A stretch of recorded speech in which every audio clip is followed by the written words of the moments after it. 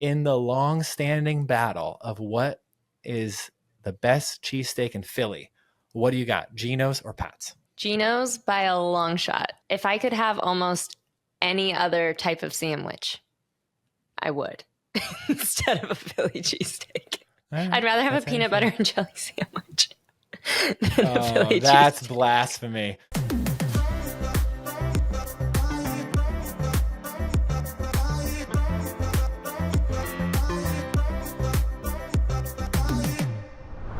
Do you remember when you were a kid just talking with your friends about the Guinness Book of World Records? Like it was like something that was so real and cool. Yeah, and with each passing year, it became less important. And then I realized that there's all these weirdos that have like Guinness World Records.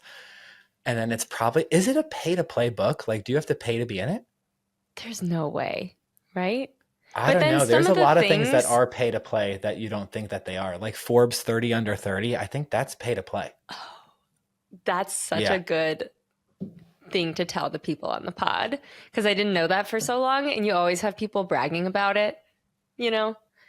I'm in Forbes 30 under 30. It's like, dude, you gave them $4,000. I don't want to hear it. I'm not totally sure that's how it works, but I put me at like 80% that it's one of those pay to play things. Interesting. Well, I don't Yeah. know that about the Guinness Book of World Records, but the reason I'm bringing it up is because there is something travel related and interesting in there. So, the longest career of a flight attendant is held by a woman named Betty Nash. I don't know if it's Betty, it's Bette. That kind of sounds like one of those like old lady names that don't exist anymore. Maybe it's Bet. I don't know. I think it's Betty. I think it's Betty, but they just left off the I. It was simpler times. So they're like, The I. well, Bettie, right? Or would you just go Y? Either way. It is thundering and lightning so bad outside my house right now. So if you hear a crazy crack, like a tree has fallen and then my laptop shuts off, that's what happened. No, this is so interesting though. How long do you think the longest career as a flight attendant is? How many years? I would say, you know, people maybe back in the day started work at 18, 19 years old and worked for 50 years. Is it 50? It's 64. Whoa, 64. Are you serious? That's a long time to have any job. 64 years. She said she wanted to be a flight attendant from the first time she got on a plane when she was 16. And she said that the crew came up from TWA and the flight attendant walked across the hall and she was like, that's going to be me one day. And I can imagine back in the day, the flight attendants were so classy. They're so cool. The outfits are cool. Everyone's wearing high heels on planes and eating lobster. It was a whole different world. Pan Am. I know. It was a more glorious time to travel where you would dress up in suits. But then there's also, with the glamour came some BS, right? Where you can smoke on a plane. So you had these Can you planes. imagine? I could not imagine smoking on a plane, but that used to be a thing. And then, if I remember right, they used to do this thing where there would be smoking sections, as if the smoke just didn't like engulf the entire Stay plane. trapped in the tube. Yeah, I that's mean, there were crazy. smoking sections in restaurants back in the day, right? I mean, that's one thing that I will say that the world has gotten better. Me and Molly were joking around on Slack today, and we watched this video from Louis C.K. And he has this little bit that he does about 10, 12 years ago on, I think it was Conan. And he does this bit on that everyone is upset and everything is amazing. And he actually talks about how people complain about flying and how it's this like the miracle of flight is amazing, but everyone's upset. Like, oh, the Wi-Fi doesn't work. We sat on the runway for 40 minutes. And he has a really, really good bit on it. And we were joking around. It's like, everything has gotten better, but I think in some respects, air travel has actually been the one thing that maybe, just maybe, has gotten worse. What's your take? That's tough because the amount of people that were flying in 1925 versus now, I mean, come on. Like just frequency of travelers has to be insanely different. So I don't know. I think it's hard when you have that many people flying every single day. I mean, the airlift in some of these airports, it's like the amount of flights coming in and out daily is crazy. How can you manage to keep everything as clean and classy as it once was?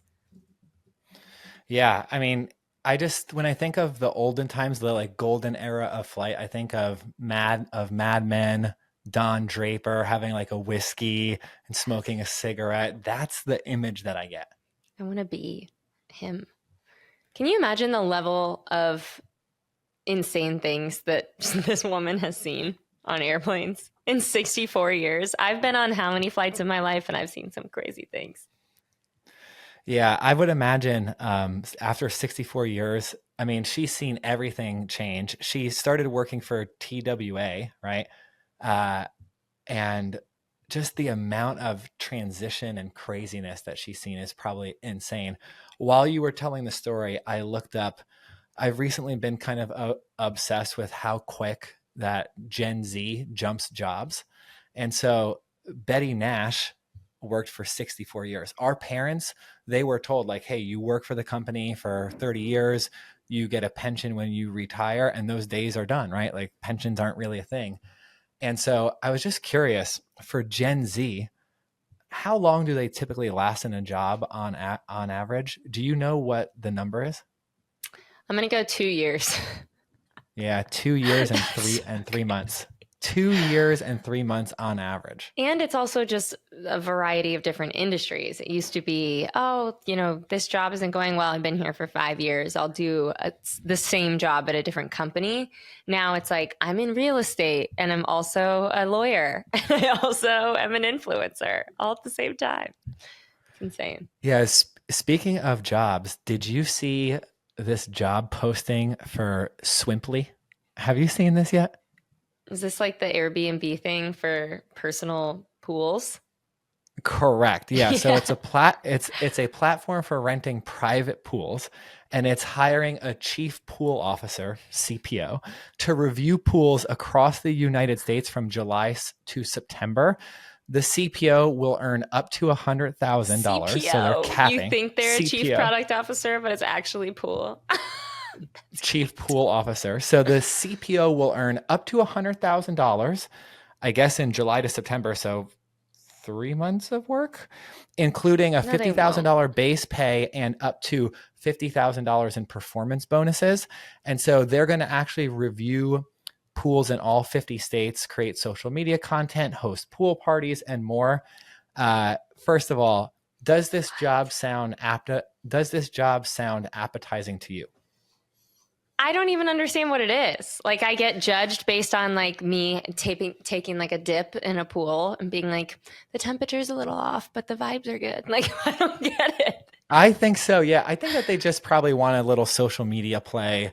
And my thesis is that this job isn't actually real, and they just posted the job and did a press release on the job just Yeah. to get it. Because, I mean, are you really going to get $100,000 worth of exposure from people following Swimply? I mean, it's a bold marketing play, so kudos to the team there. But I call BS. I actually don't even think that this will be a real filled job.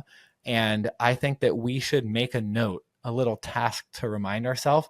Let's check in on this in like mid-August and see if this person, the CPO, has filmed any content.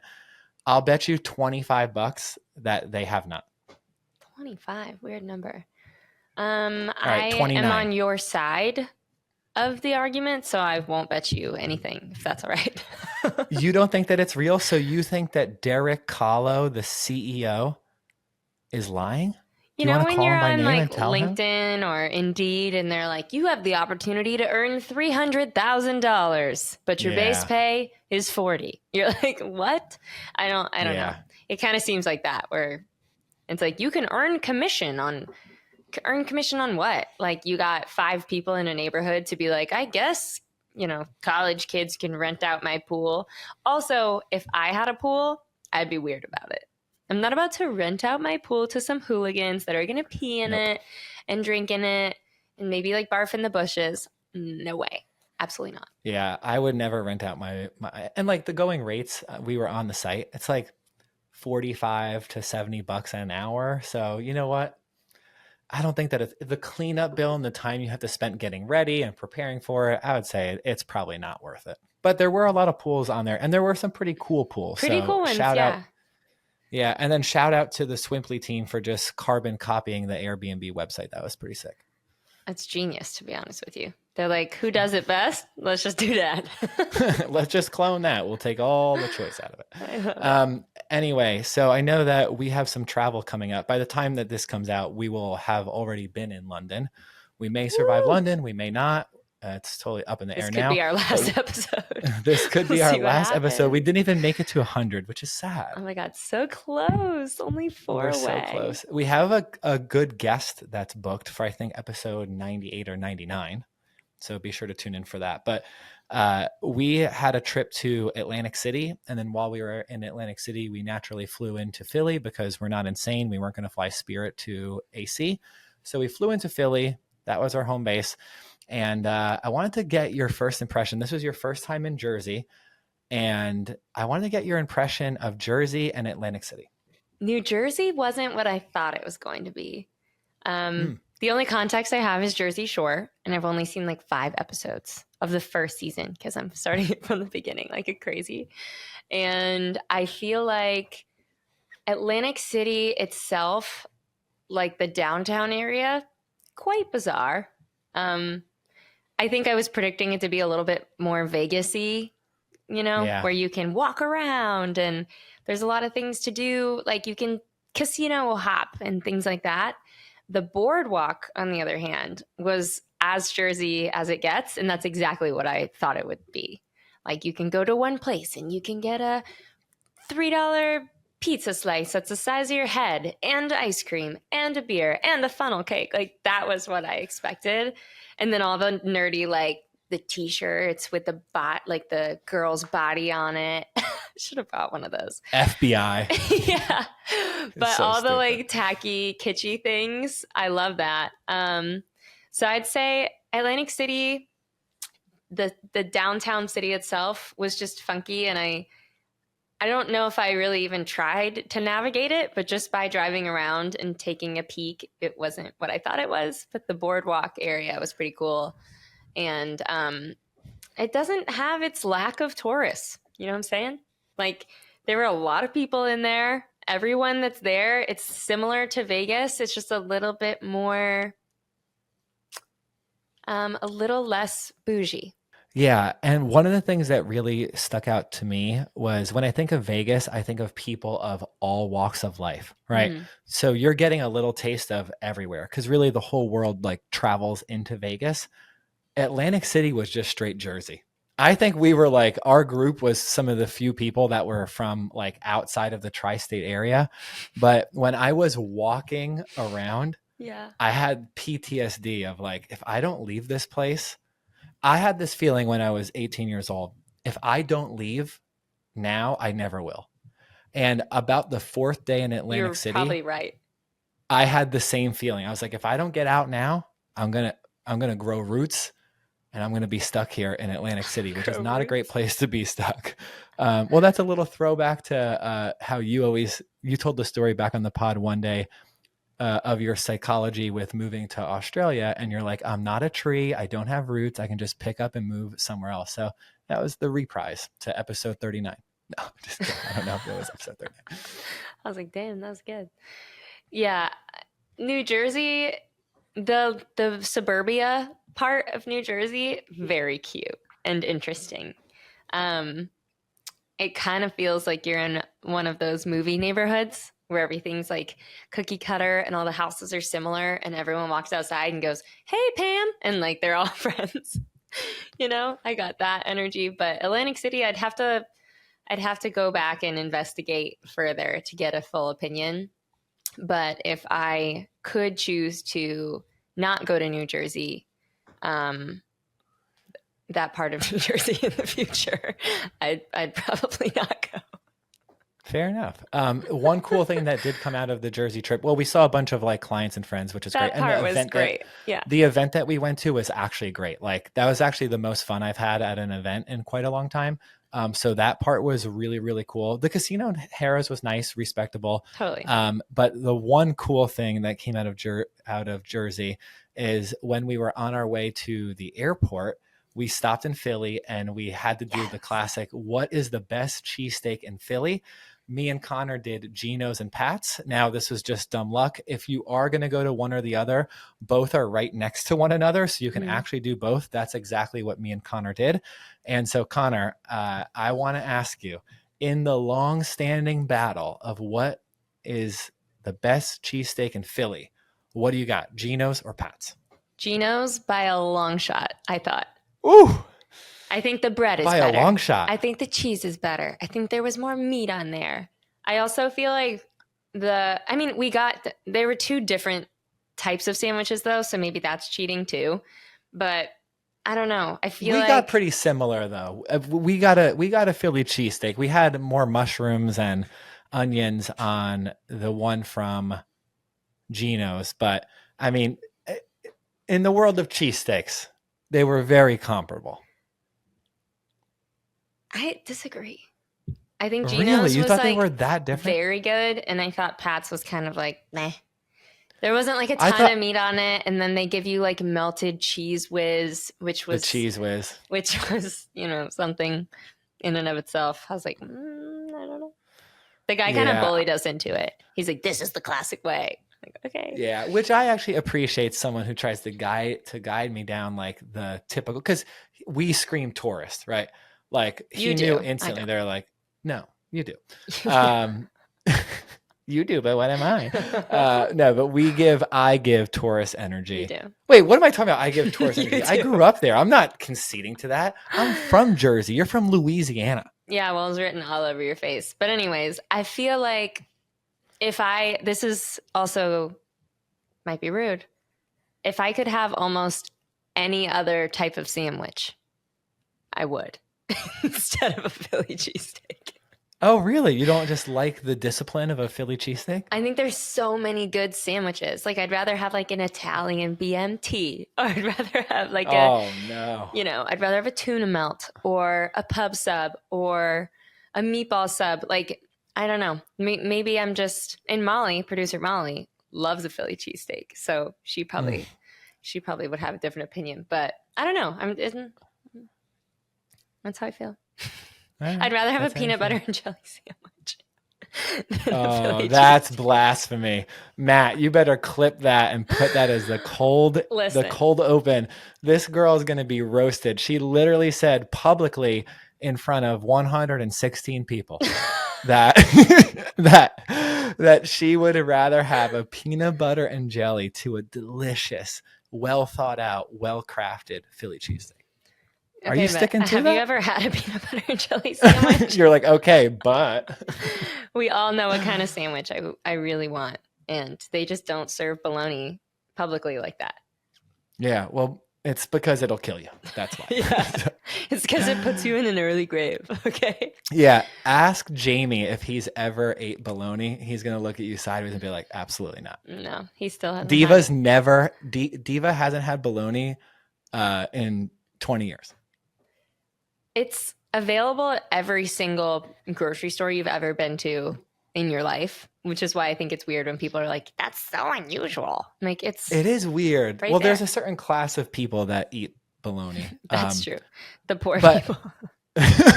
Like me. You know what? Molly was getting on me because she says that I come off elitist on the pod. And then I was like, I'm not going to be like elitist. I'm just going to be a normal guy.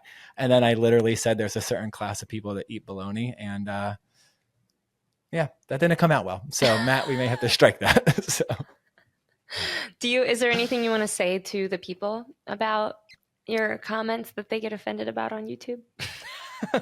No, actually, what we're going to start doing is we're going to start saying the wrong information just for clips, because people cannot help themselves to correct us in the comments, which just boosts us in the algorithm. So it's all very smooth. I think we're actually going to start to give you more misinformation. Do you want to try one right now?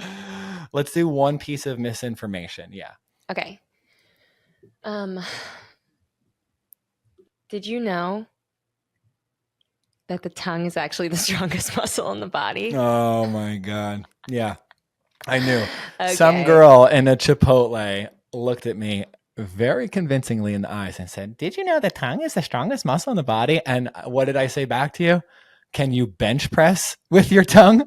Yeah, but it's actually your masseter muscle in your mouth, which isn't too far from the tongue. You can't bench press with that. Yeah, I know. Well, that's, whatever.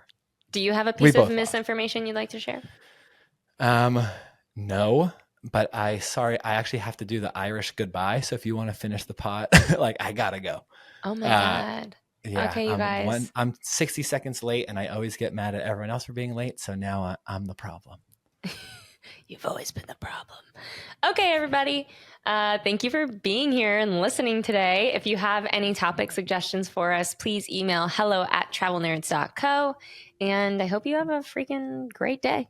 Later, nerds.